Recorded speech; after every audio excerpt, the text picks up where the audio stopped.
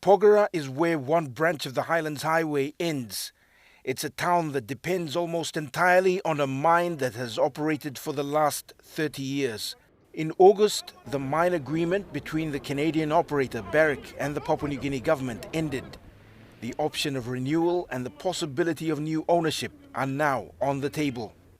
In Parliament, the Prime Minister hinted at a possible government takeover. Let me assure this nation, renewal of the lease, if it does happen, will be at terms better improved and friendly to our country's demand for greater participation in our resources. But on the ground, there are strong views expressing various levels of disagreement.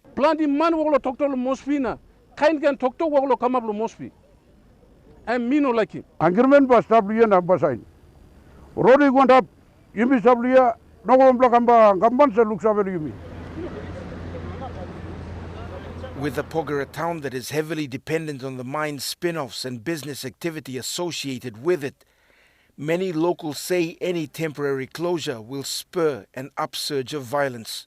Mipla sa stop lo community na mipla addressing mo issues long desla mining even government no sa kamna addressing what mipla tam mi luki mo sen government la take over desla mining good taso you luki mo nungut long na la site you to lo illegal mining issue you to lo killing you to lo along the highway issue you to lo power line issue you to lo water supply issue. You name him all these like issues here. A million issues stuff in Chelosla village. Na mipla sava. That's why mipla come up in illegal activities long up. Mipla pulling marijuana, mipla pulling drug, mipla here come up in illegal mining. Look, mipla masli blow some kind of lie covenant building na this la kind, but all this la line, because lo this la line, or leader or staff here, land on association or land on association, and 23, 24 committees na all this la staff here. Bagara miblana noga development lo Porgera noga to onpla input lo government sa kamin chet long soim interest noga to onpla input lo lendo na so la fight lo mosbia sa kamin chet na solving problem na tokosem mibla stop bambla fixi mosem straighti mosem.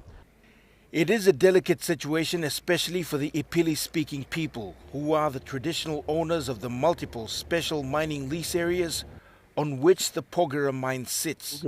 Outsiders all flag in, now we block more. Okay, ratio blow some 3:1. Largely outnumbered by settlers, it's the older people who are concerned of the possible clashes between them and the settlers if the mine has to shut down even for a short while. Now I can honestly say that if Barrick government extending this lease going Barrick, I think all the Porgera will landowners, especially SME landowners, all by none of them. For years, the mine has given the government reason to maintain a security presence in the area.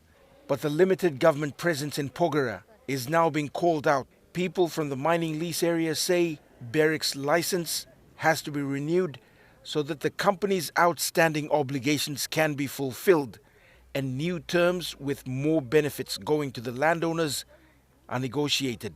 Yes, plan is something go wrong, and it's wrong na right by correcting lo table long MOU, inu lo media, inu lo paper. It is a complicated situation both for the people and for the government. On one side, a community is heavily dependent on the mine and the security it provides, and on the other, an agreement that needs to be renegotiated in favor of the people who own the land. All this against the backdrop of potential violence in one of the most isolated parts of Papua New Guinea. Waide, National EMTV News.